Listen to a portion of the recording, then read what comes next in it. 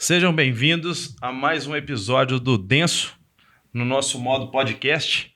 Aqui Bruno Avelar e Guilherme Avelar, nós dois irmãos, ex-atletas, querendo conversar sobre coisas sem pressa, com muita profundidade e com muito conteúdo.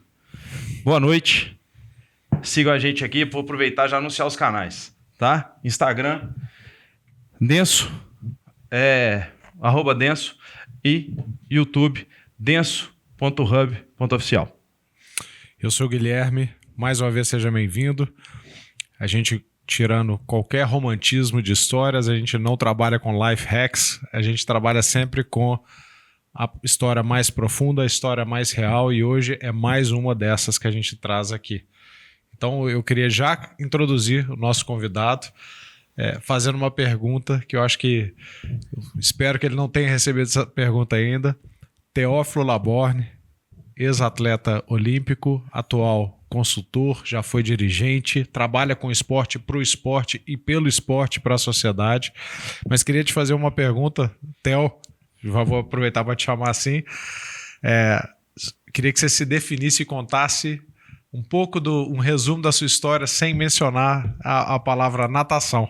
Porque eu acho que sua história vai muito além do rótulo e do meio que foi a natação para a sua vida. Sim. Uma palavra? Não. Fica uma definição, à vontade. Um resumo da sua história, mas acho que é... Uma palavra, eu vou lembrar aqui do livro que eu derrubei aqui antes, na hora que eu estava chegando. Seria antifragilidade. Legal. E a gente vai Isso ver... aplica para tudo, né? Para tudo. Eu acho que vai além. E é o que você traz para a sua história. É o que ele mais viveu, eu acho, que no início da carreira. A gente vai mostrar daqui a pouco, e a gente teve o prazer de ter contato com o livro que o Theo escreveu, e ele conta dos 3 ou 4 primeiros anos da vida dele tentando nadar, mas toda hora tinha uma barreira ou uma dificuldade que o impediam de mostrar tudo que ele tinha. Mas o antifrágil, como ele se definiu, impediu ele de parar e continuar e tentar. Ele vai contar isso pra gente. Theo, muito obrigado pelo seu tempo. Obrigado por ter vindo.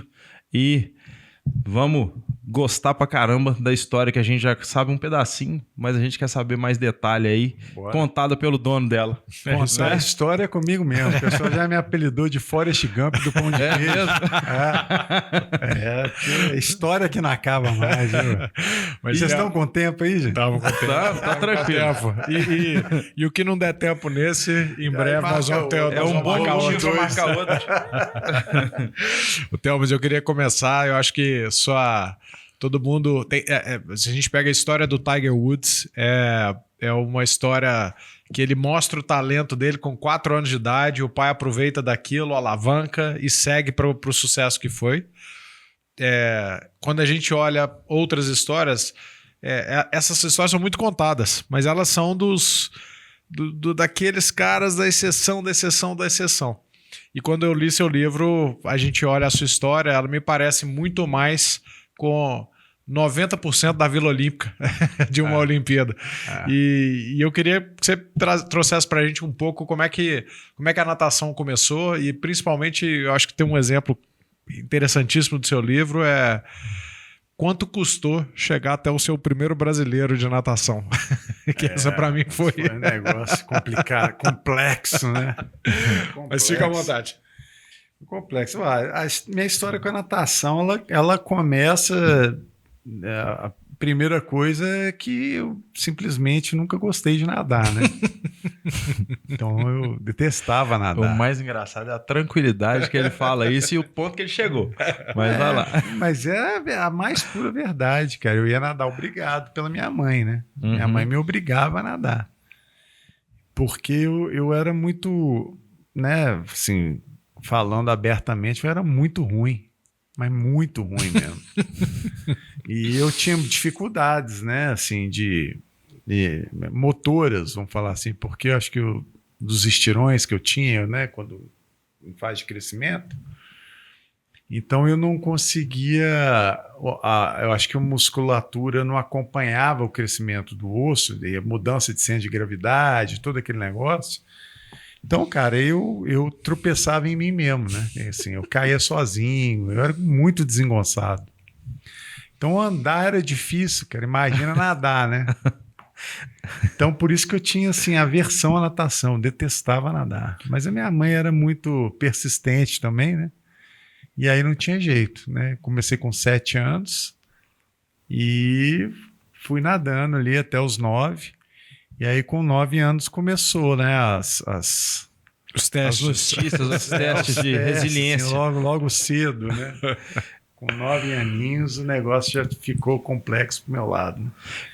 Como é que foi esse primeiro episódio? Conta pra gente. A gente já sabe, mas conta o nível de susto que foi, né? A notícia, a história que te fez definir pela natação mesmo e te direcionar. Na verdade, cara, eu sentia muita dor na minha perna direita. Minha perna direita doía muito. E a minha mãe me levava, né? Ela sempre me levou em vários médicos, assim, mais uns 4 médicos diferentes. E aí eu ia no médico, cara, um menino ali com 8 anos de idade, mais ou menos. Chegava lá, o médico olhava para mim e falava aquele galalauzinho, né? Compridão, parecendo uma vara, né? E pisando torto, né? Que eu sempre pisei, tenho a pisada pronada, né? Para dentro. Então o médico batia o olho em mim e falava: pô, o menino tá com dor na perna, dor do crescimento e pisada pronada. Então, aí o diagnóstico era sempre botinha ortopédica. Te deixava com mais peso para carregar aquele negócio pesado, cara, né? aquela botinha horrível, né, cara? Graças a Deus evoluímos, né? Nossa, aquela bota era feia demais. Minhas fotos da escola, das formaturas da escola, tudo com aquela bota. E, cara, na verdade, um dia eu estava na escola jogando bola no recreio, aí eu caí, aí senti muita dor na perna, não consegui levantar. O pessoal me levou para o hospital, né? E aí eu tinha fraturado o fêmur. E aí o pessoal descobriu que eu estava com cisto ósseo aneurismático, né? Porque não foi um tombo para fraturar o fêmur, né? Porque o fêmur é o osso mais forte do corpo. Uhum. E aí, quando eles foram investigar, eles viram que eu estava com um cisto ósseo aneurismático no fêmur.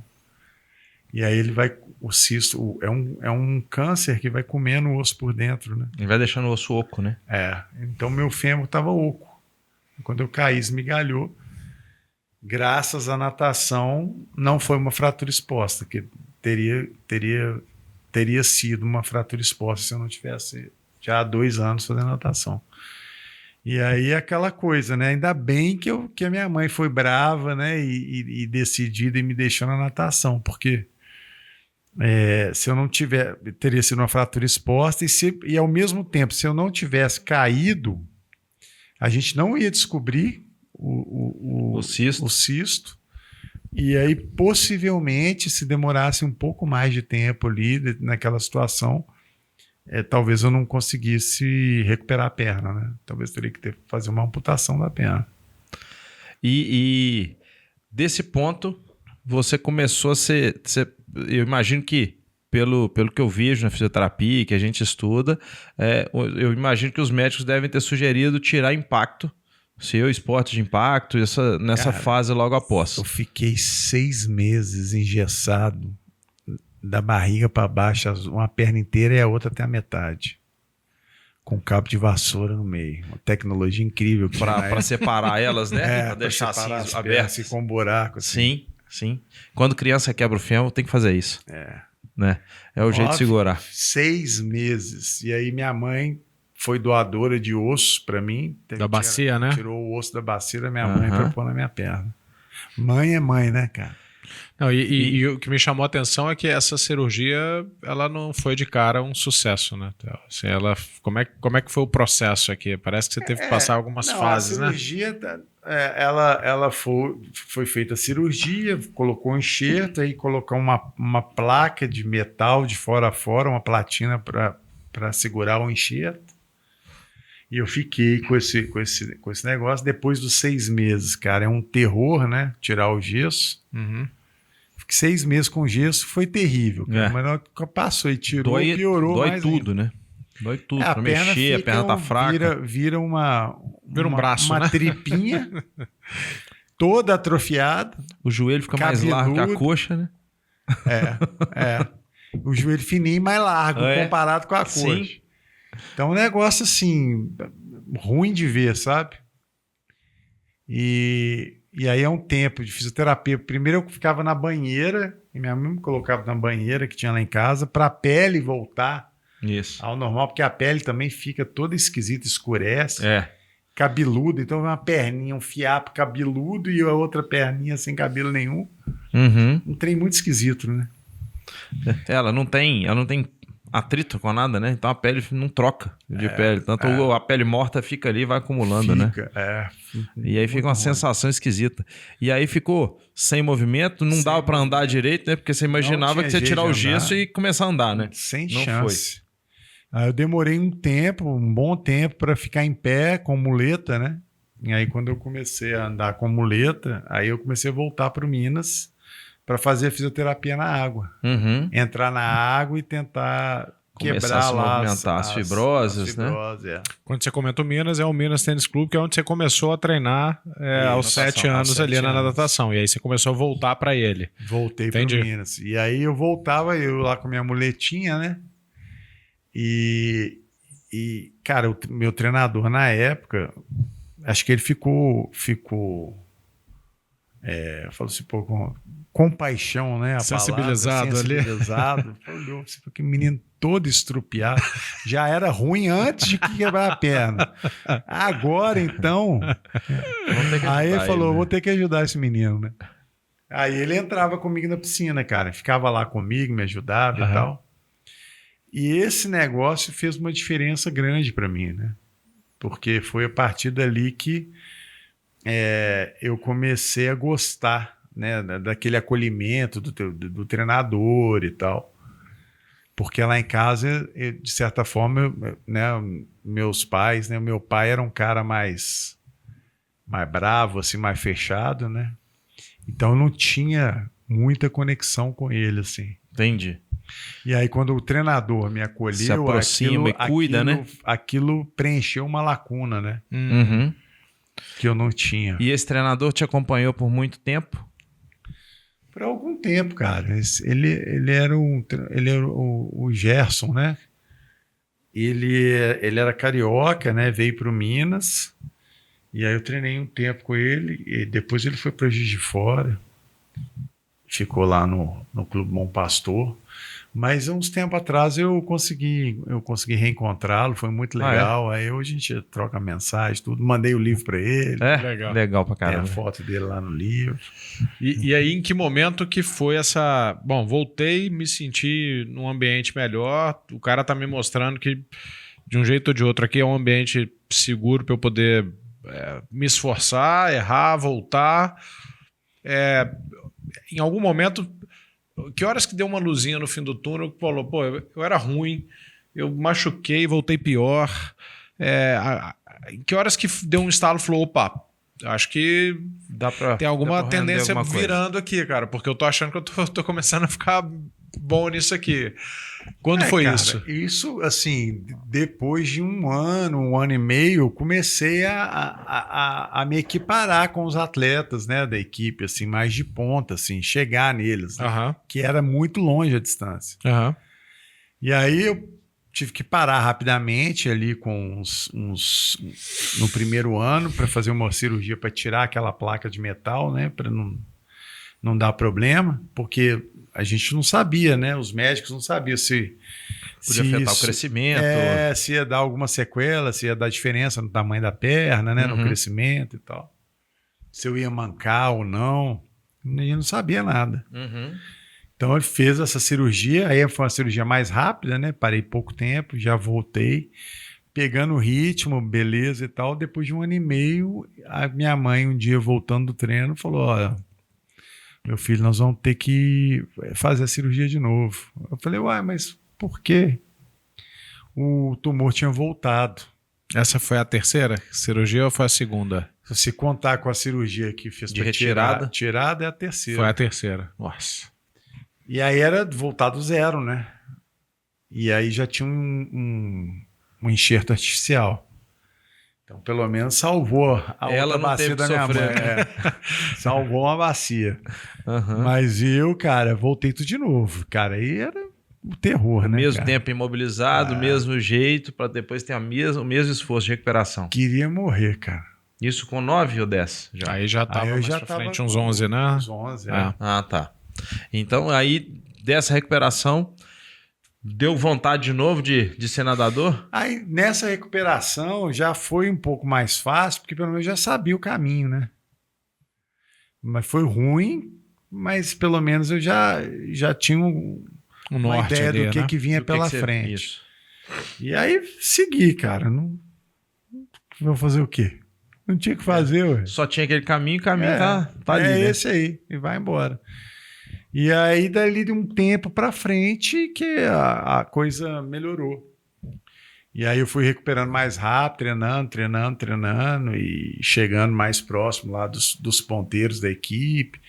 E eu gostava muito do ambiente também, né, da equipe, né, porque é muito legal isso, né, do esporte, assim, né, da equipe e tudo mais. E essa hora você já tava naquela... Eu lembro de amigos que um dos grandes filtros da natação do Minas era quando o treino passava para as 4h30 da manhã. 4h30 não, para 5 horas da manhã, eu acho, né? Algumas vezes 4h30. 4h30, então. Essa hora já tava no treino das 4h30 ou ainda não tinha virado? Ainda faltava um pouquinho para chegar nas 4h30. Legal. Mas já era, né, natação, cara. E 4h30 já Tem não que era um ser- sacrifício, né? Já era uma meta que você queria chegar nela, né? Então não dava tanto Não, era um medo. sacrifício. Nunca deixou de ser, né? É um sacrifício, cara. Porque, cara, natação é o seguinte, cara, falando a verdade, assim, o cara que chega assim na natação, vai até um pouco mais longe na natação, assim, não é muito normal, não. Tem jeito de ser normal, não, porque é muito sofrimento, cara. É tempo demais, calado, sozinho demais, né? Sentindo dor, né? O tempo todo. Contando azulejo. E o dor no corpo Brincadeira. inteiro, né? Ao mesmo tempo, né? E ainda sem poder respirar ofegante, né? Porque você tem que controlar a respiração também. Respirando do jeito que dá, né? Não é legal. E esse treino, quando que foi o primeiro mineiro que você disputou? Ah, cara, assim, a data exata eu não vou lembrar, né? Mas eu tenho um caderninho lá que minha mãe fazia que Você tem tudo. destacou e que vamos pro brasileiro.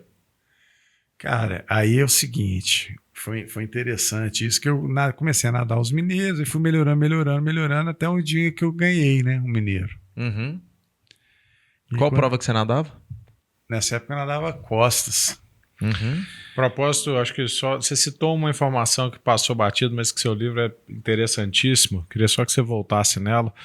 Hoje em dia, os atletas têm scout, têm análise de dados. Queria que contasse quem que foi o scout da sua vida e que manteve seus registros de dados ali. Era minha mãe, cara. Minha mãe. Ficava lá com o impressionante. cronômetro também do lado, Sim, medindo ela seu tempo. pegava tudo, sabia tudo, anotou tudo, cara, tudo. Eu tenho tudo. Se eu quiser saber o tempo que eu fiz no Metropolitano de 1982, Ela tem lá pra te contar. tá tudo lá, cara. Na mão, né?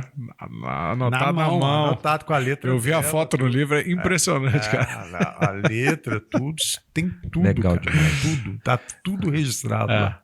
Mas brincadeira da parte. Mas aí, bom, seguiu e você teve. Você foi evoluindo e chegou um brasileiro, o mineiro que você ganhou. Aí o mineiro que eu ganhei, cara, primeira coisa que eu pensei foi, cara, eu tenho que ir lá no meu pai mostrar essa medalha, porque na minha cabeça era assim, se eu fosse bom na natação, apesar do meu pai ser um cara distante, assim, mais Sério? Seco, mais, né? mais bravo, Seco. né? Ah, Eu tinha, já desde pequenininho, eu tinha muita coisa com ele, assim, de querer quebrar aquela barreira, cara.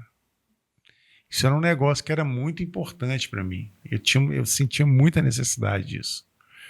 E aí eu pensei assim, pô, se eu for bom na natação, meu pai vai, né, falar, pô, meu filho. Agora, meu filho né? Agora sim, vai te mostrar como um tal. troféu, né? Ó, aqui, meu filho, esse aqui é o meu filho e tal. Então, cara, isso me dava um gás, assim, né? Pra treinar, assim, pra fazer as coisas e tal. E aí, quando eu ganhei, cara, eu falei, nossa, Consegui. cara, tô eleito agora, né? Agora eu vou chegar lá em casa, vou arrebentar, né? Aí fui correndo lá na sala dele de televisão, mostrei minha medalhinha pra ele.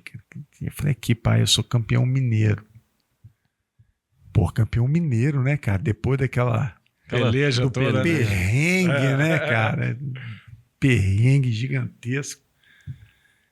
Cara, ele olhou pra mim e falou assim, meu filho, campeonato mineiro não vale nada. Putz. No dia que você ganhar alguma coisa importante, você vem aqui me trazer. Agora, essas medalhinhas, você não precisa nem passar aqui na minha sala. Super acolhedor. O que passou na sua cabeça, cara, nessa hora? Cara, fiquei assim, já viu Chaves? Quando eu falo assim, Murchou. murchei total. Cara, murchei, saí arrastando dali da sala. Aí chegava, aí entrava minha mãe. Minha mãe percebia o negócio e vinha conversar, meu filho e tal. Eu contava pra ela, pô, meu pai falou que não vale nada. E aí, cara, ela sempre tinha um jeito de conversar comigo que me Puxava pra cima de salvava, novo. assim, me dava um up. Isso me deixou com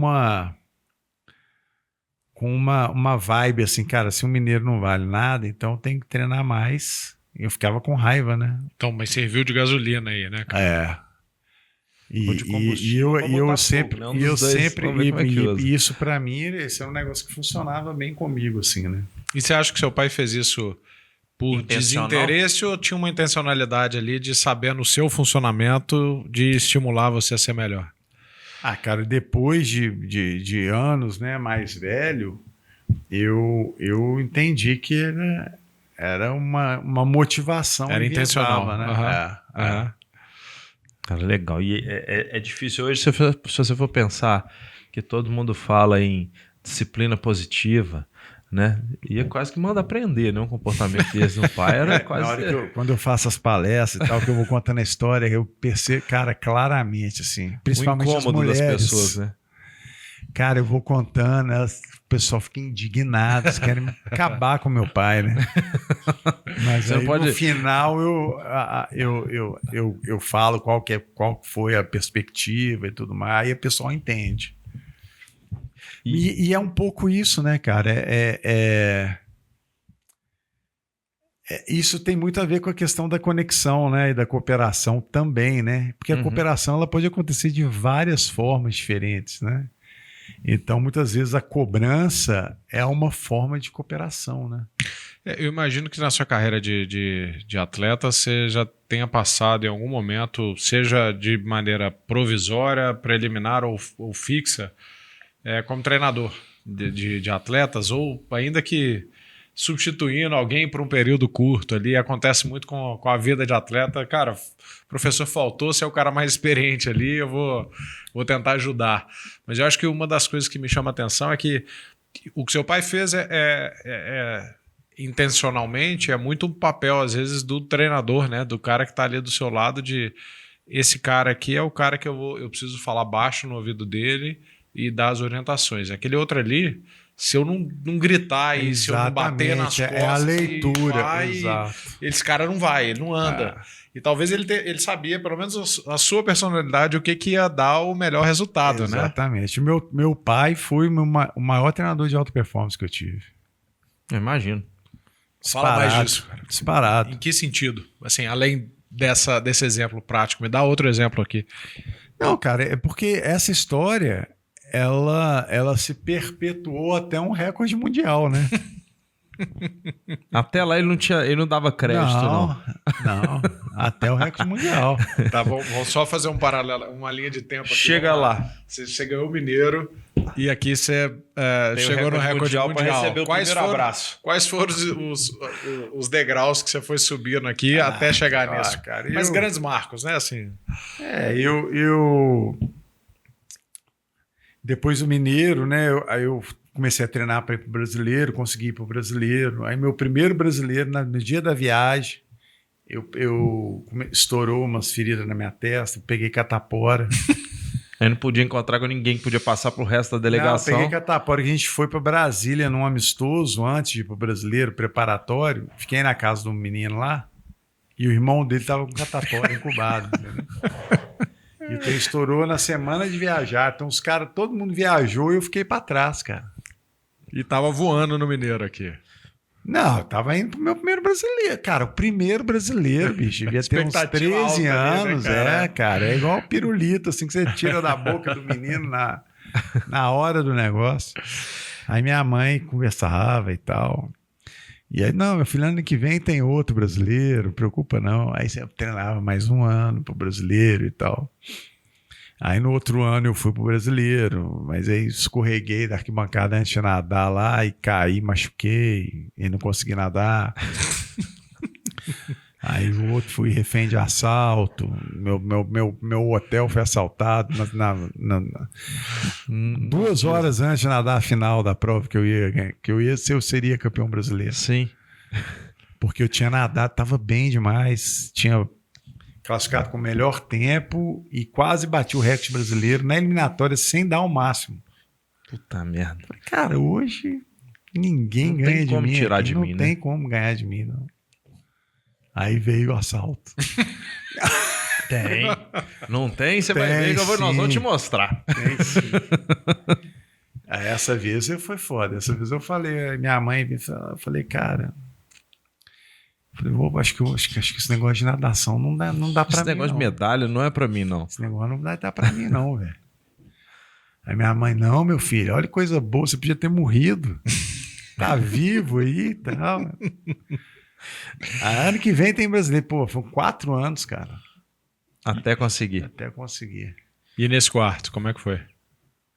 Aí esse 4 eu fui campeão brasileiro. Aí pô, já tal, tava né? voando, né? Aí cheguei lá em casa, campeão brasileiro, aí Você já veio com a meu medalha pai, assim, carregando, braço aberto para um abraço do não, pai. cheguei até meio mascaradão, assim, né? Meio, Agora eu sou foda mesmo. sou foda mesmo. Tal. Aí com a medalha lá e meu pai, não, meu filho.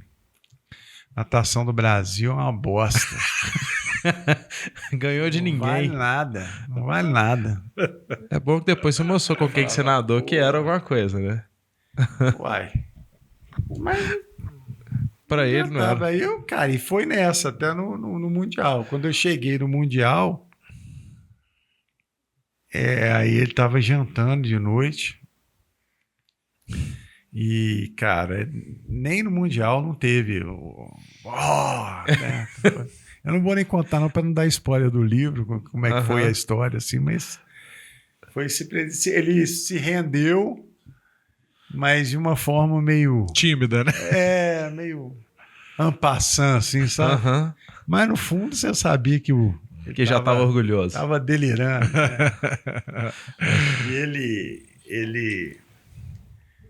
ele recebia as coisas, os amigos dele, né? Ele tinha uma indústria, né? De solventes lá em Contagem, até os fornecedores, né? Exxon, os caras mandavam fax para ele dando parabéns. Aí o homem ficava doido. Mas eu não sabia de nada disso. Ele não te contava. Depois que eu fui saber, só muito tempo depois. Olha só. Não, e tem uma parte interessante que você acho que me chamou muita atenção, é que ao longo desse ponto, apesar de entender que em algum momento, pô, eu não sou melhor, mas eu tô treinando muito e volto, bato na trave e volto, bato na trave e volto. Me chamou a atenção que em várias etapas você cita no livro alguns traços, você começa a perceber alguns traços de liderança. Assim. Sim. E eu queria citar como exemplo aqui, acho que o troféu, acho que é José Finkel, né? Que vocês foram competir, você foi competir, você tinha uma... Você se viu no meio de uma safra brasileira competitivíssima, e aí citando nomes, né? Gustavo Borges, Fernando Scherer, entre outros. E partiu uma iniciativa sua dentro desse torneio. Queria que você contasse um pouco dessa iniciativa, porque para mim me chamou muita atenção que assim, partiu de você é uma história que depois virou gigante dentro do cenário brasileiro de natação mundial também, né? Sim. Só fechando o negócio do meu pai, assim, Por favor. porque a gente falou da questão das pessoas ficarem com um pouco de birra dele e tal. Mas, na verdade, cara, o meu pai era um cara extremamente sensível. E ele foi criado... Meu pai é filho de português. E o meu avô era, educação portuguesa do final do século XIX, início do século XX. Era um negócio bem puxado, né? Então, ele foi criado dessa forma, né? Então, ele levou muita porrada do meu avô, né? E isso foi moldando o jeito dele ser. Então, assim, nessa época, assim, o homem não podia demonstrar emoção. Isso era sinal de fraqueza, né? Sim. O homem podia chorar, não podia, né? Tinha que ser o cara que... O provedor, todo carinhoso não podia ser também, né? Carinho não, de carinho jeito é coisa de nenhum. mudar a mãe fazer, né? Porrada, é só porrada. O homem é pra tomar porrada. Ele foi criado assim. Mas ele era muito sensível. Então ele não ia na minha competição, porque se ele fosse, cara, ele foi em uma competição minha, lá em Portugal. Curiosamente. Aí foi a desculpa que ele achou, né? Que aí ele falou, e quando ele foi, ele falou assim, eu tô indo em Portugal, mas não é pra te ver nadar. Entendeu? Não cedia, né? Não eu vou lá pra conhecer a terra dos meus antepassados e tal. Coincidentemente, foi só a prova. Mas aí ele tava lá, né? Todos os dias que eu fui nadar, ele tava lá. E esse dia que eu vi lá, que ele chorou na arquibancada, igual criança, né? Então, ali que eu fui começando a entender, ele chorou, mas eu não vi chorar. Ele chorou quando eu tava lá na piscina, que eu ganhei no pódio e tal. Mas quando eu cheguei na arquibancada, ele só me desculachou, entendeu? E aí o povo em volta, meus colegas, a comissão técnica, os caras delirando, né? Dando risada. E eu não entendi, eu fiquei triste, né? Falei, o cara nem me deu parabéns. Mas era o teatro, né, que ele tinha que fazer ali para continuar a mesma dinâmica para progredir mais. Por isso que eu falo, cara, ele fez o melhor que ele pôde com o que ele tinha de ferramenta dele. Entendeu? Isso que eu acho que é sensacional, né? E é o que a gente tem que fazer, não tem que copiar ninguém. Cada um faz o melhor com o que pode, com o que tem, né, cara? E foi isso que ele fez por mim. Agora, voltando nessa história do recorde... a gente estava lá no Finkel, o Gustavo Bos bateu o recorde do 100 metros livre no Finkel, cara. Então, assim, um negócio que não acontece todo dia, né? E eu fiquei muito impactado com aquilo. Eu nadei a prova, eu estava lá, né? Eu fiquei em terceiro empatado com o Zé Carlos Souza Júnior. E aí eu fiquei com essa imagem na cabeça de nós 4 no pódio. E eu fiz esse link... Quatro atletas é um revezamento. E aí o Gustavo bateu o recorde do 100 livre. Por que a gente não pode tentar fazer uma tomada de tempo para tentar bater o recorde mundial do 400 livre?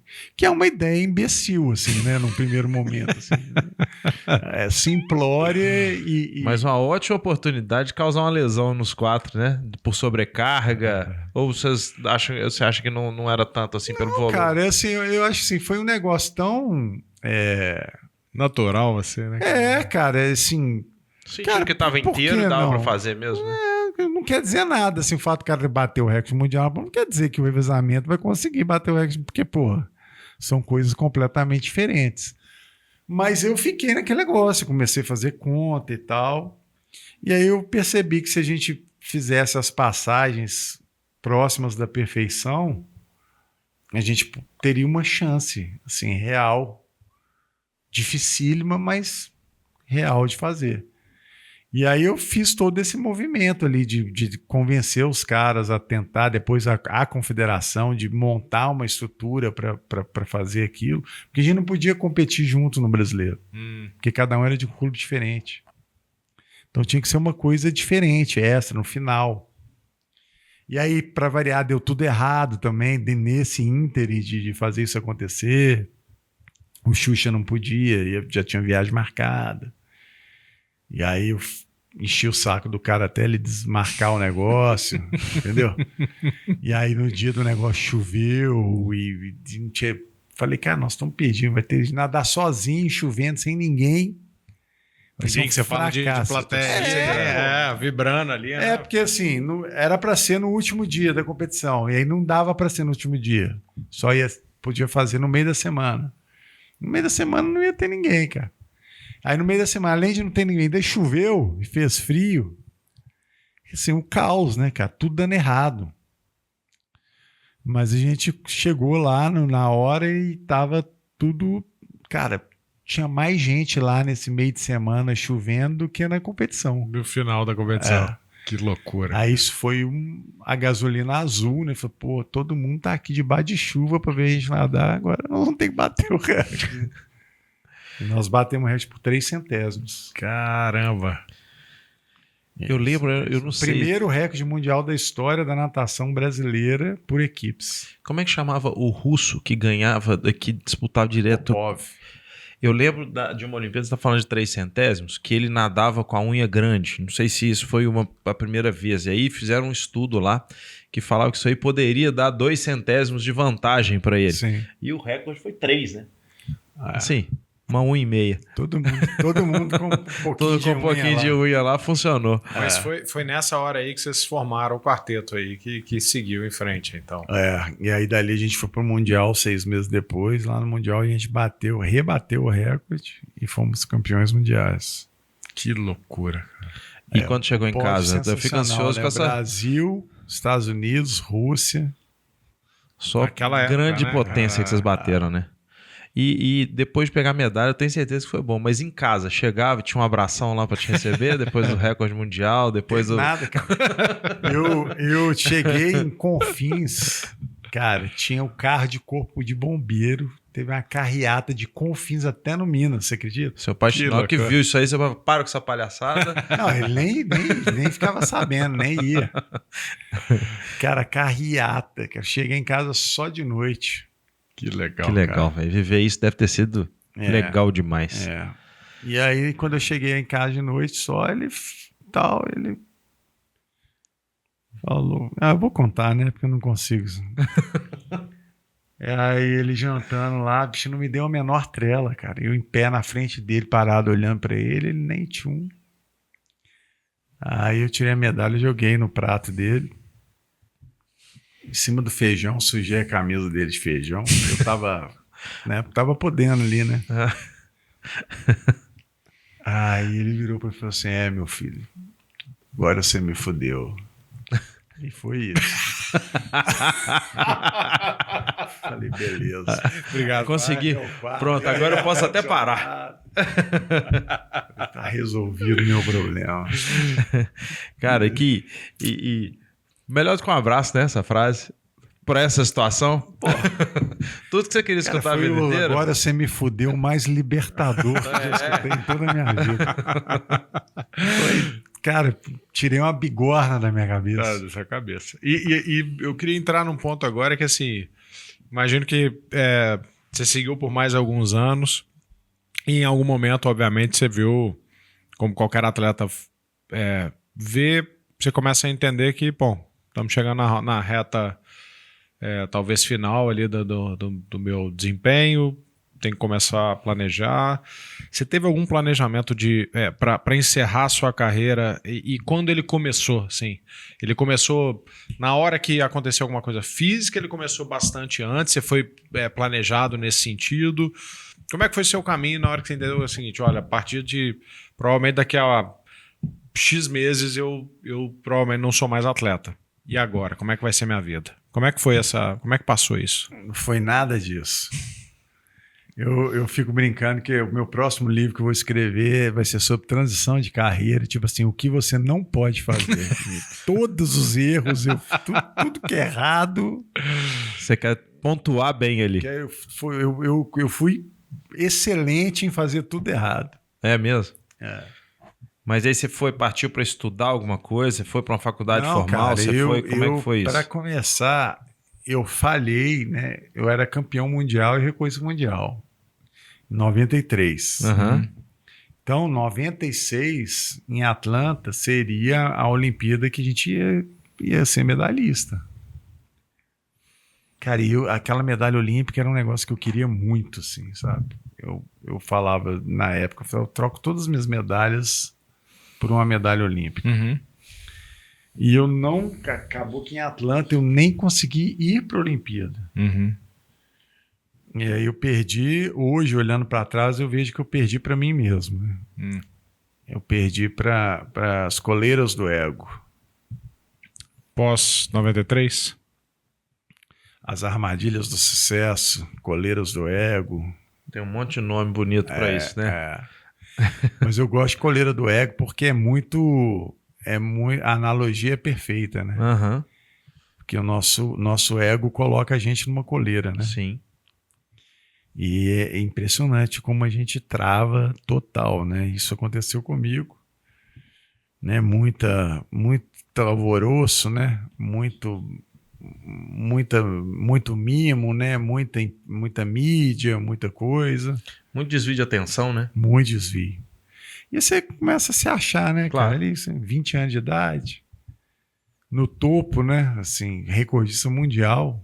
Todo mundo duas te vezes. reconhecendo, todo mundo batendo palma. Até To- coisa errada to- vira bonito, Todo né? dia um negócio para fazer diferente, né? Uma Uhum. entrevista diferente, isso aqui. E eu entrei nessa, cara, e o tombo é feio, né? Então eu não fui para a Olimpíada. Aí eu fiz uma cirurgia no ombro. E assim, o que mais me doeu foi assistir o Brasil em Atlanta ficar em quarto lugar, sabendo que com o tempo que eu já tinha feito antes, seria o suficiente a gente brigar pelo terceiro na posição ali. Entendi. Na pior das hipóteses, né? Aham. E eu assistindo isso com o ombro operado, cara, assim, sentindo dor. Foi um negócio meio cruel, assim. E aí eu tentei né, fiz a recuperação do ombro, voltei em 97 para nadar, nadei durante o ano de 97, mas eu tava já psicologicamente, assim... Destruído, né? Aí não vendo sentido, às vezes, no esforço também, né? Ou não era cara, isso? assim, a própria cirurgia já é uma coisa que não deveria nem ter sido feita, assim, eu acho. Hoje, olhando para trás, que depois você faz cirurgia... Por melhor que ela seja, nunca fica a mesma coisa, né? Então, cara,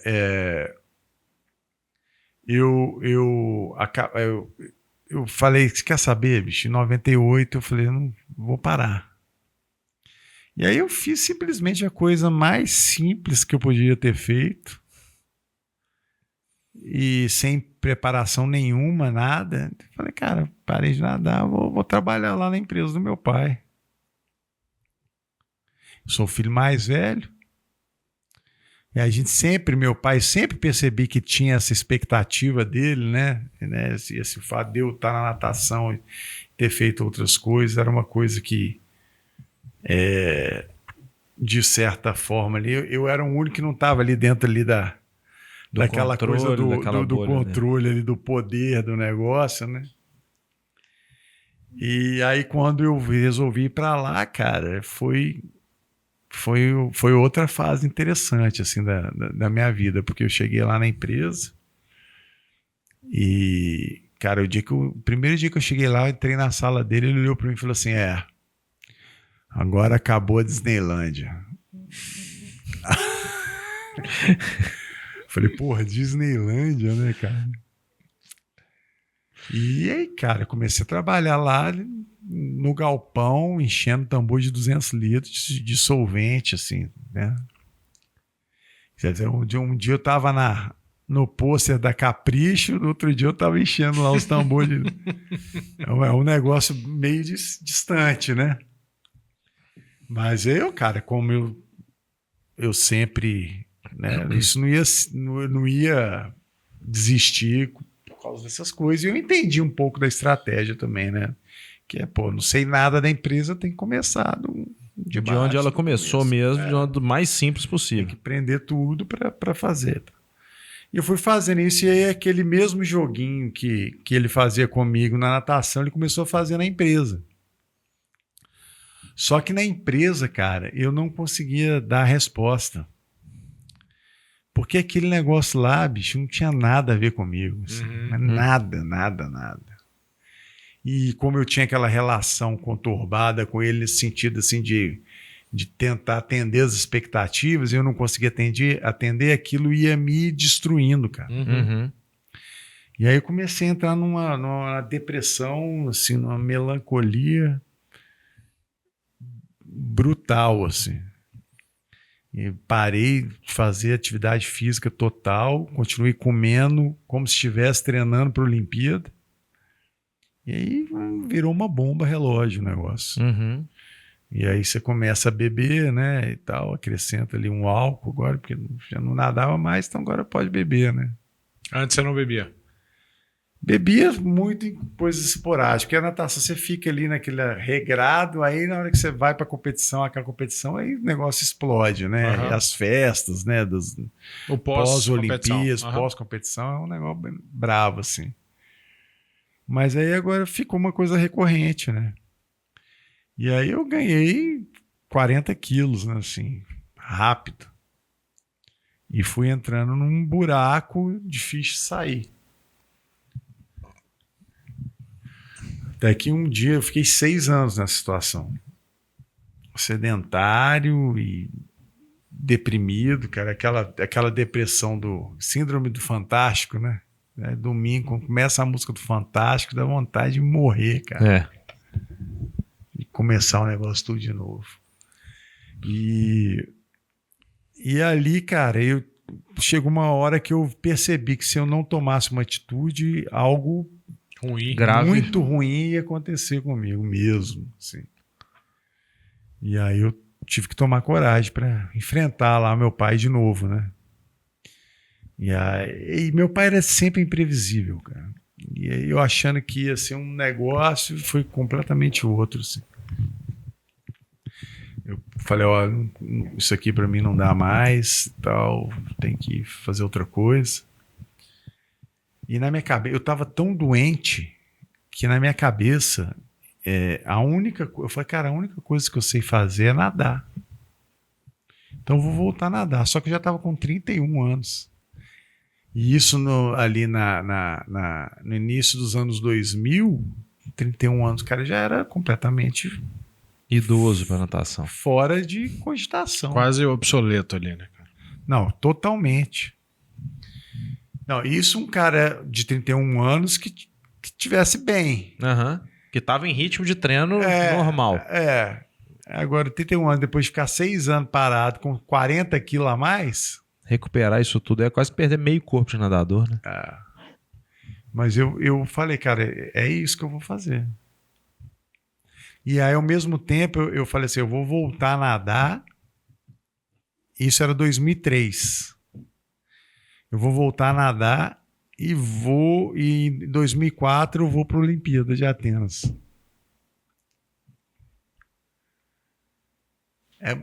Você fala, tem que internar o cara, né? É Galba, Veloso no mínimo ali, né? Não tem salvação mais, não. Não tem salvação, não. Mas, cara, aí eu conversei com meu pai, falei, olha, não dá para mim. Aí ele me ajudou, na verdade. Ele falou, olha, tudo bem, você não precisa ficar mais na frente da administração. Aí ele deu uma ideia, falou, ó, você pega uma representação, você vai vender. Você vender dos produtos, você só ganha comissão, você se vira aí. Falei, beleza. E aí, cara, comecei a estudar, porque na época eu formei, né, no terceiro ano, e estava naquela coisa já de pré-olimpíada e tal, fui direto, não fiz vestibular, não fiz faculdade, fiquei por conta de nadar. Sim. Eu falei, cara, tem que estudar. Aí estudava à noite, aí treinava de manhã e de tarde e vendia na hora do almoço.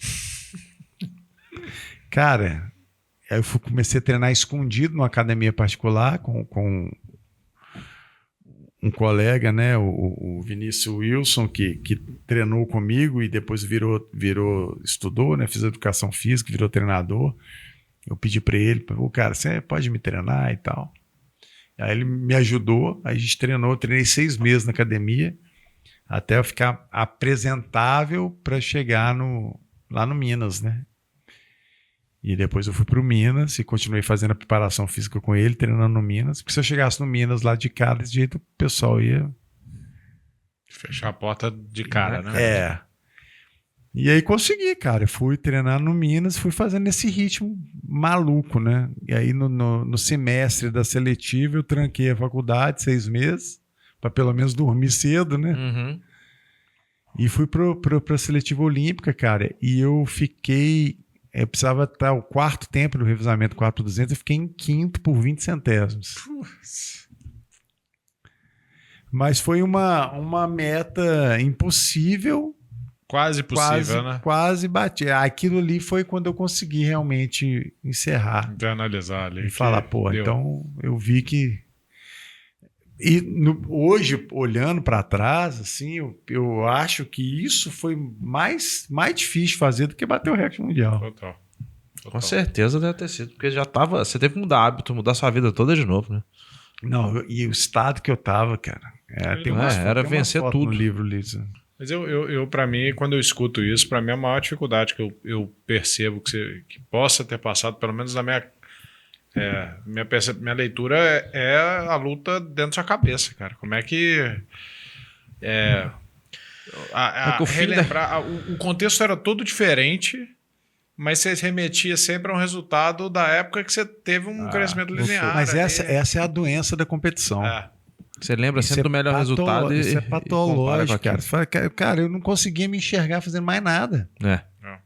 Isso é uma loucura, bicho. E aí, enfim, fechou ali num cenário super pouco provável, mas você fez ser provável e fez funcionar. Aí sai no jornal, assim, dinossauro. A manchete, assim, dinossauro volta às piscinas. Os caras me chamavam de dinossauro. Pronto, mais um sinal, né? Não, pra você ver o tamanho do negócio. Né? Mas com certeza, você superou qualquer expectativa, eu acho, de todo mundo, né? Inclusive as suas. Não, cara, quando eu falo que eu vou fazer um negócio, bicho... Você vai fazer, né?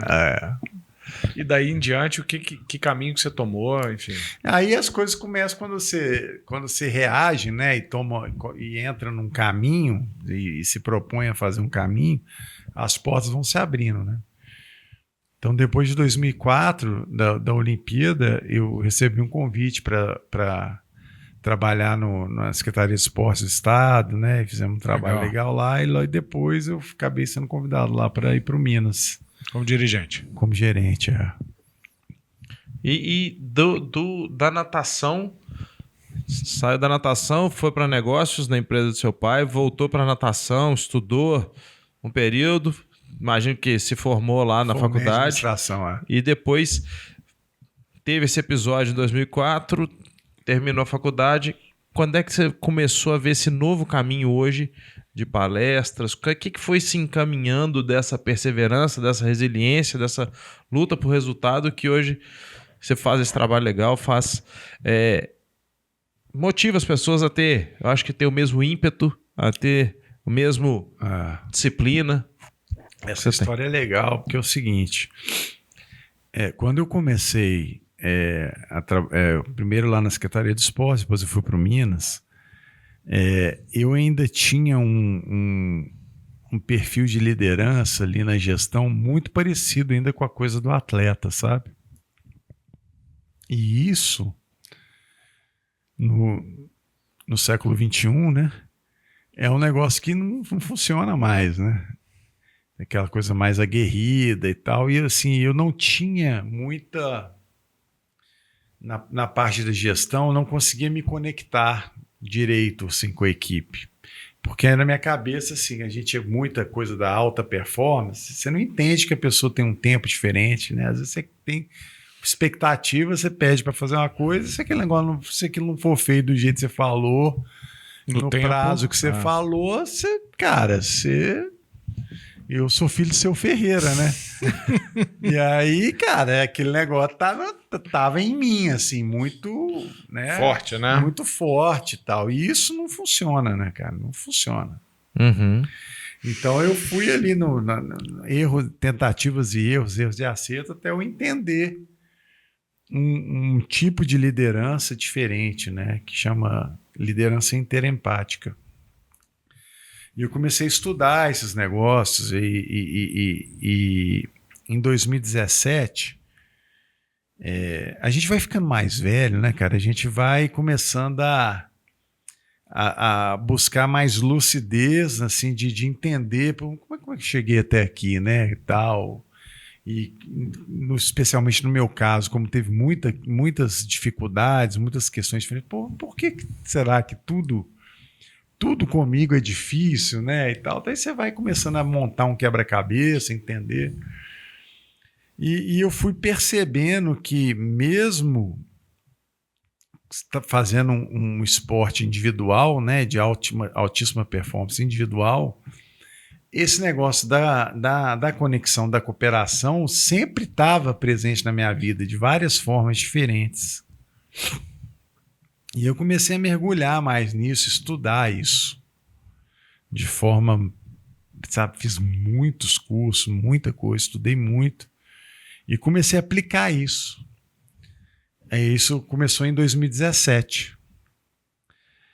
E quando você vai estudando isso, você vai entendendo como que as coisas funcionam, né, nessa parte de conexão, né, da cooperação. Cara, isso vai impactando na sua forma de lidar com as pessoas. Você vai impactando o ambiente que você está inserido. É muito interessante, né? Então as pessoas vão começando a perceber, pô, mas esse cara tá diferente, né? Esse cara meio esquisito, cara meio mascaradão, cara fechado, agora tá mais aberto, tá conversando, tá se interessando por algumas coisas e tal. Então as coisas vão acontecendo. E dentro desse processo, eu estava vindo de um ciclo olímpico da Rio 2016, né, que foi um marco, né, para o esporte nacional. Brasileiros, total. E na época a gente tinha um patrocínio, né, grande da Fiat e eu contratei um treinador australiano que tinha milhares de... né, um currículo lá, não sei quantas medalhas olímpicas no currículo e tal. E a gente fez um trabalho bacana para Rio 2016. Colocamos o maior número de atletas no Minas Tênis Clube numa seleção olímpica na natação. Assim, o maior número disparado, assim, muita gente. Só que a gente não ganhou nenhuma medalha. O Brasil não ganhou nenhuma medalha na Rio 2016. Enfim, e aí quando culminou de eu estar fazendo essa imersão nessa coisa do autodesenvolvimento, autopesquisa, né? Sim. E eu falei, cara, quer saber?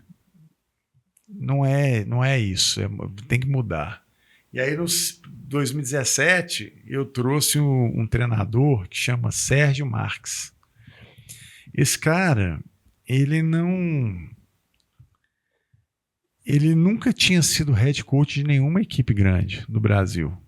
Mas eu conheci o trabalho dele já, com as equipes que ele fazia de base, né? Ele já tinha sido treinador do Pinheiros, do Corinthians e tal. Eu falei, cara, esse cara é o cara que tem um DNA do que eu tô vendo, que é o que funciona. Né? Esse cara sabe o que eu tô falando e que é as coisas que eu quero implementar. E aí, cara, imagina, eu falei, vou contratar esse cara. E como é que vai explicar isso?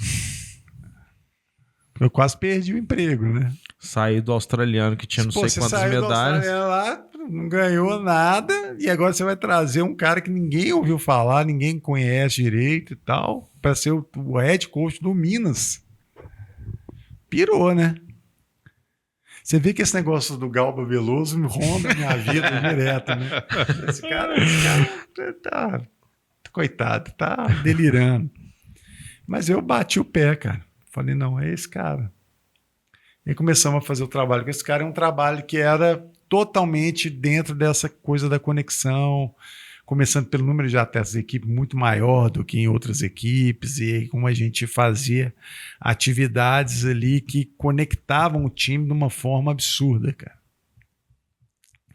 Uma forma absurda. E foi o ciclo olímpico que teve a pandemia no meio, né? Uhum. No meio não, no final, né? Em 2020. Até a Olimpíada foi em 2021. Isso. Foi. E a gente cresceu nesse negócio, né? Porque a gente estava muito conectado. Então a pandemia não conseguiu derrubar o negócio. A gente continuou conectado. Cara, foi uma experiência muito, muito intensa, assim. E quando chegou em Tóquio 2020, o Brasil ganhou 2 medalhas lá na Olimpíada. E as 2 medalhas que o Brasil ganhou foram de atletas do Minas Tênis Clube. E aí, cara, você imagina, né? Na história do Minas Tênis Clube só tinha uma medalha de bronze, de Moscou. Uhum. E a gente trouxe 2 medalhas, né? O Bruno Fratos e o Fernando Schaeffer. O Bruno Fratos 50 livre e o Fernando Schaeffer, que foi o cara que quando voltou da Olimpíada, né? Vocês lembram que eu falei que o meu sonho era eu falei em ganhar a medalha que eu mais queria, que era a medalha olímpica. Então esse cara voltou da Olimpíada, marcou um jantar. Eu achei que eu não ia ver o cara, assim, pelo menos nos próximos 2 meses, né? Porque o cara volta da Olimpíada, medalhista olímpico. É só. Eu sei bem o que é isso. Eu sei bem o que é isso, né? Mas, sim, expectativa zero, cara. O cara chegou na mesma semana, marcou um jantar só para a comissão técnica, né? E me convidou como gerente. Aí ele comemos, confraternizamos, foi um jantar maravilhoso. No final, esse cara tira uma caixa. Assim, abre a caixa e começa a falar umas coisas muito legais que tem tudo a ver com a questão da cooperação, né? Se você pensar, se eu ver o cara falando, eu falei que esse cara entendeu tudo que a gente estava querendo passar. Uhum. E aí, quando ele tirou a caixa, bicho, o que ele fez? Dentro da caixa tinha a réplica perfeita, exata da medalha dele. Ele deu para cada um a medalha. Cara, que legal, hein? Que legal. Aí você imagina, cara, esse cara colocando essa medalha no meu pescoço, cara. Eu tive uma epifania lá, um déjà vu, tudo ao mesmo tempo misturado. Eu falei, cara, olha que loucura isso, né? Essa é a medalha que eu mais queria ganhar. Eu não consegui ganhar competindo. Eu só consegui ganhar quando eu entendi o que é cooperação, né? Que é a forma, né, da liderança genuína, cooperação que dá resultado, que é a conexão, que é você ter com a coleira do ego mais frouxa, né? Porque a coleira do ego todos nós temos. Isso é um processo. Então, assim, é você aumentar a sua lucidez para, pelo menos, afrouxar mais, né? Então, a minha hoje, cara, tá bem mais frouxa, entendeu? E foi isso que me permitiu conseguir conquistar essa medalha. Deixa eu ver. Posso ver? Pode. A energia dessa medalha, cara, é Na hora que você absurda. tirou, eu até arrepiei. É absurdo. Isso aqui, para quem praticou esporte, você chegar perto disso aqui é um negócio que... Não, e o valor louco, que né? essa medalha tem por ter sido conquistada dessa forma...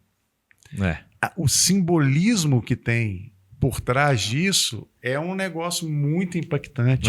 Sem dúvida. E aí, respondendo a sua pergunta mais objetivamente, foi nesse momento que eu falei, cara, encerrei, eu tenho que agora, aproveitando ali a nomenclatura esportiva do esporte, né? Eu vou ter que transbordar isso para outras áreas, né? Uhum.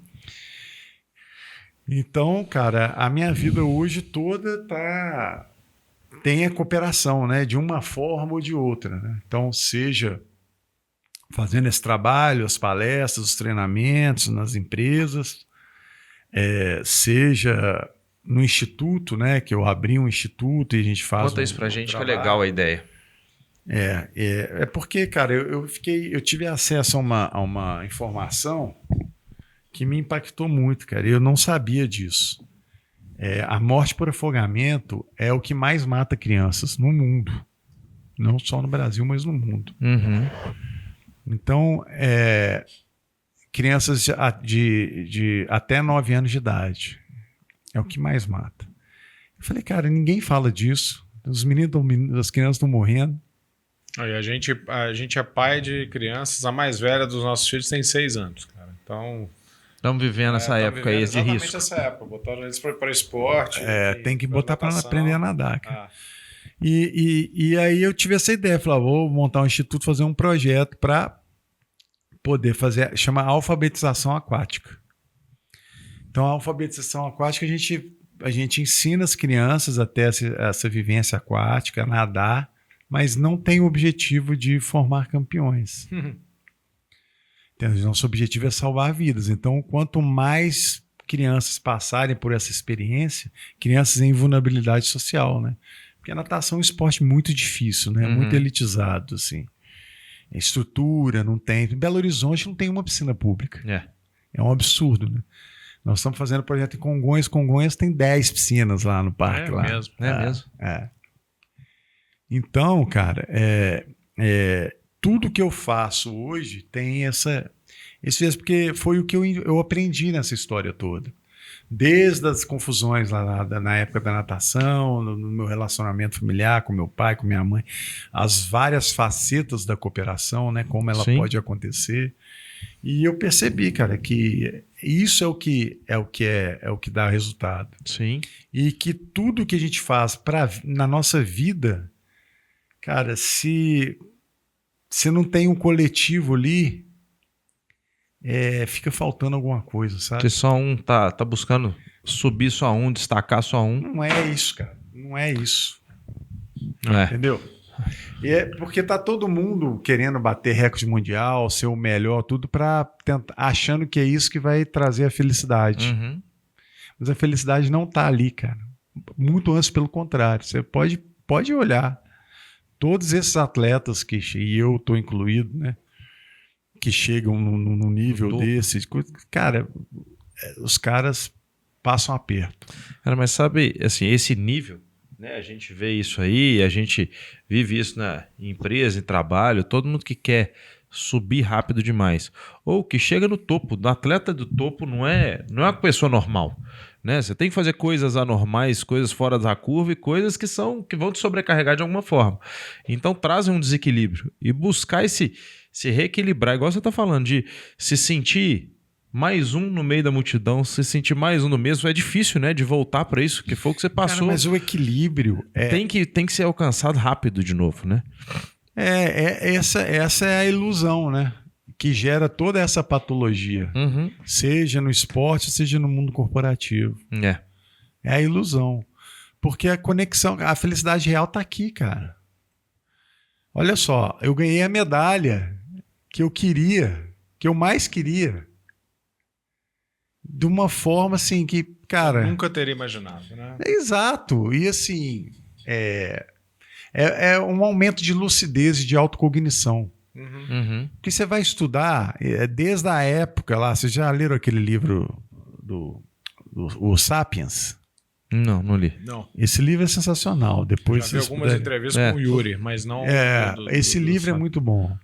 Então a gente vai entendendo assim, na história da evolução humana, né? Então assim, a gente sempre teve esse DNA da cooperação. Desde quando a gente estava lá no caçador-coletor.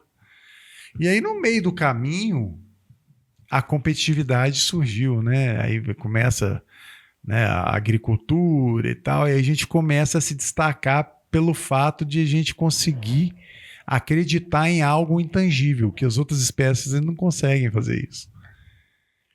Só que aí no meio desse caminho a gente se perdeu, né, cara? Porque aí vem competição, belicismo, né, que é o que a gente vive hoje, né? E agora é um momento de resgate. Então eu passei por tudo isso. Então o simbolismo de toda essa história, né, da coisa da competição, cara, a qualidade de vida que eu tenho hoje é infinitas vezes melhor, mais alta do que quando eu era campeão mundial e estava saindo no pôster da Capricho, entendeu? Mas muito, cara, mas muito melhor. E a gente conecta e a competição, ela não é autossustentável. Não tem jeito de se sustentar aquilo. A cooperação é totalmente autossustentável.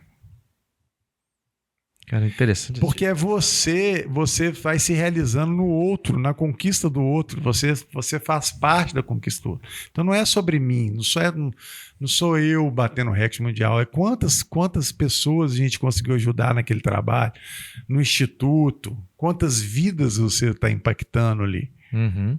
Você misturou num conceito de aprendizado de vida, conceito quase, quando você pega assim, fundamentos básicos do budismo zen, né? Assim, uma das coisas, das frases máximas que eles trazem não existe o eu, existe o nós, né? Então nunca será uma atividade, nada deveria ser motivado pelo eu. Ao mesmo tempo, assim, tirando de novo o romantismo e servindo como contraponto, né?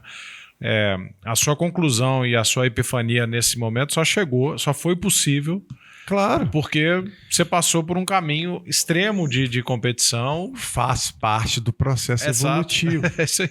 Isso faz parte. Não adianta a gente achar que vai direto pro paraíso ali para entender de tudo. Então, assim, o que eu vejo hoje, que é uma missão que eu tenho, é mostrar para aquelas pessoas que já têm algum nível de lucidez e de autocognição que permita ter abertura para esse tipo de coisa. E, assim, existe um caminho diferente, caso você queira. Não precisa ser desse jeito, não precisa ser tudo ou nada. Uhum. A minha vida foi inteira tudo ou nada. Né? Hoje eu tenho meus boletos todos aqui comigo do tudo ou nada. Tá tudo aqui, cara. Todo arrebentado, todo estrupiado. Não precisa disso. Uhum. Para mim precisou, porque fazia parte do meu processo. Mas existe uma forma. Então, assim, é isso que eu quero. A minha ideia é trazer uma neossinapse para as pessoas. Porque a gente não tem. Agora, com rede social, então, e tudo mais, aí a loucura potencializou, assim. A gente nunca tá... A rede social é um hospício, né, cara? É um negócio maluco. Você sempre tá se comparando, tá sempre achando pior, né? Cara, a gente não pode comparar com ninguém além de nós mesmos. Uhum. Qualquer comparação com qualquer pessoa que seja é o sofrimento dispensável. Porque a minha história é totalmente diferente da sua. Exato. Não adianta eu me comparar com você. Por mais que seja parecido, são histórias diferentes, cada uma pessoa é diferente. Tem uma frase no meio corporativo que eu escuto muito para a gente aprender a tratar com novas gerações, com faixas sociais diferentes, que nem todo mundo quer ser o CEO. E você precisa entender o que cada um quer, em que momento, qual que é sucesso para cada um. E é isso é aquela frase simples, mas que de simples não tem nada. É a pessoa certa no lugar certo. Essa é a grande coisa, né, da alta performance. Uhum. E, e se você não tem empatia, não tem conexão, como é que você vai conseguir mapear isso? Então, eu acho que a gente consegue, se a gente entrar, pegar qualquer célula da nossa conversa aqui hoje e quiser fazer mais 4 podcasts, a gente vai conseguir, porque a gente tem profundidade para isso. Mas a gente queria começar a entrar agora nas nossas tradições finais aqui, que é o que a gente faz para fechar nosso episódio.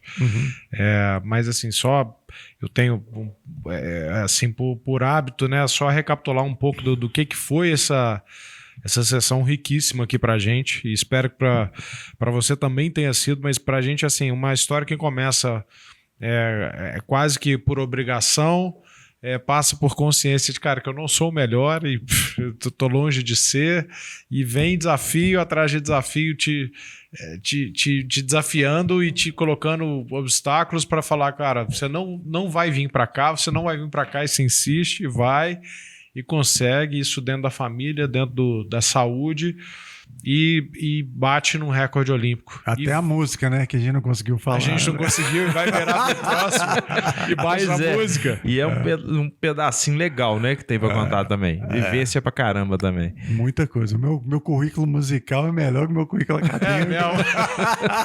Então tá convidada para a próxima. Não sei qual vai ser o número do episódio, mas nós vamos falar da carreira musical do Telabore. Beleza. Vamos para nossas transições aqui, para nossas tradições. Bruno. Conta pra gente, assim, você contou dessas várias fases, assim, da sua vida. E juntando isso tudo, quem que você acha que te inspira? O que você consome? Podcast, livro, conteúdo, filme, que te inspirou, que te motivou, que mudou o rumo da sua vida? Se você puder compartilhar isso com a gente, para mais gente saber, pra gente... Eu Mas a sou gente viciado aprender, né? com isso aí, ainda mais quando vem de um atleta, de um cara que fala de cooperação, de equipe. Eu acho que o meu trabalho é muito ligado a isso, que eu brinco que eu trabalho em equipe com o meu paciente. Então, se eu não trouxer, não motivar ele a vir junto comigo, eu não consigo ter sucesso. Eu quero melhorar ele, mas ele tem que querer mais do que eu. Né?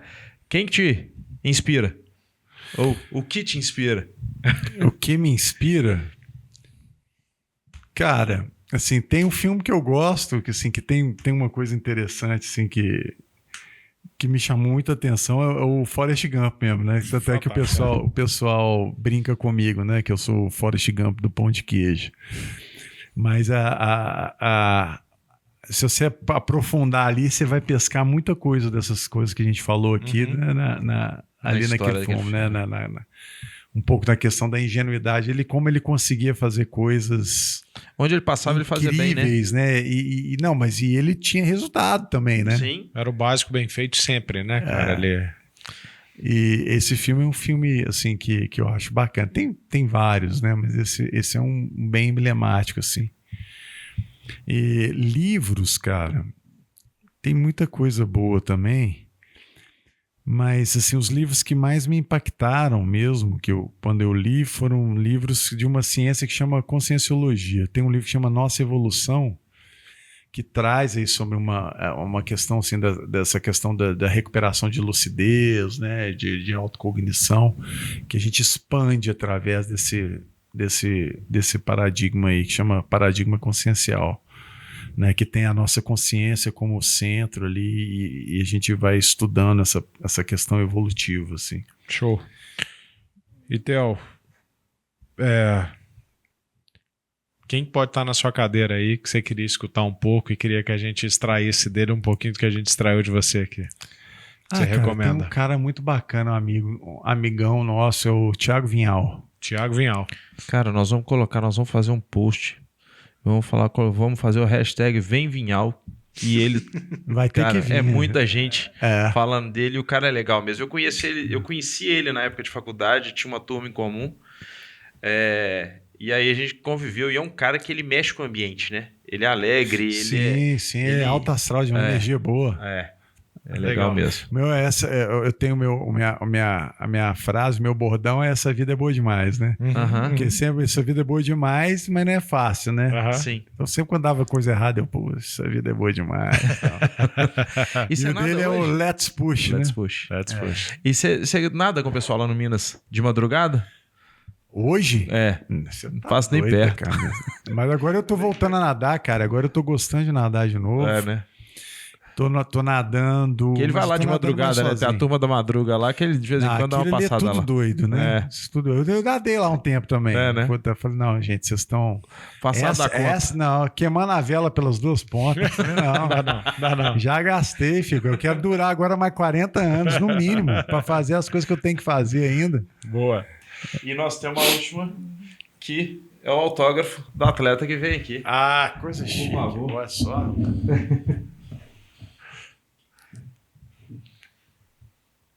Rogério Silva. Rogério é um dos casos, ele é de... Eu brinco que ele podia ter sido atleta, ele é atleta, mas podia ter ido no tempo certo para a Olimpíada. Ele é um bombeiro, ele é do Corpo de Bombeiros. O último dia dele sem treinar foi dia 4 de junho de 2024. 2 de junho de 2024. Ele tem... 2 de junho é meu aniversário, hein? Ué, pode ser um sinal, vocês têm que conhecer um ao outro. E ele tá... Eu acho que nesse período ele tem... 430 semanas. 430 semanas com pelo menos um treino e 800 e tantos treinos realizados nesse período. É mais ou menos 1,8 treino por dia de média. É um cara frequente pra caramba. E atuou lá na barragem lá em Brumadinho, recuperou uns pedaços de corpos e corpos lá. A história é legal pra caramba. Você vai poder Você acompanhar vai. também quando Boa, a gente boa. lançar. Boa. É isso aí. Theo, muito obrigado. Pra gente é um prazer. A gente começa com o Denso há pouco tempo e a gente tem um recordista olímpico de natação. Então, pra gente é um momento, um daqueles emblemáticos do Denso. É um dos. Eu brinco, é um dos recordes que a gente conseguiu aqui trazer esse atleta de ponta, que é um sonho. A gente praticou esporte olímpico, é o handball. Lógico, longe de chegar na Olimpíada, mas o sonho sempre foi esse. Nós sempre treinamos muito para isso. E eu acho que a gente continua treinando com o que a gente faz hoje para ser bom, igual a gente tentou ser. Importa, é tentar ser bom, né? É ir tentando. Alguma hora, em alguma coisa você fica bom. Exatamente. Né? Cara, obrigado demais pelo seu tempo, pela dedicação, pela história. Continue vencendo obstáculos. Tomara que você encontre mais o seu Ferreira na sua vida para te cutucar, para te continuar rendendo. Vamos em frente. E que você seja Ferreira de muita gente. Aproveitando a audiência, né? A gente está com 2 projetos aí ainda para captar, para expandir lá no Instituto. Por favor. Pela Lei de Incentivo ao Esporte Federal, né? Então, essas empresas que porventura tenham aí podem doar até 2%, né, do imposto de renda devido. Que é um dinheiro que vai ter que pagar de qualquer jeito, né? Sim. Então, ao invés de jogar no buraco negro do orçamento da União, já traz para ser melhor aproveitado. Ajudar mais gente. Não, ajudar pessoas, a gente não sabe, né? Pode ser usado aí, a gente não sabe para onde que ele vai. A gente acha que sabe. Né? Mas é isso mesmo. Vamos aproveitar para quem tem gosto por esse tipo de projeto. Exato. Né?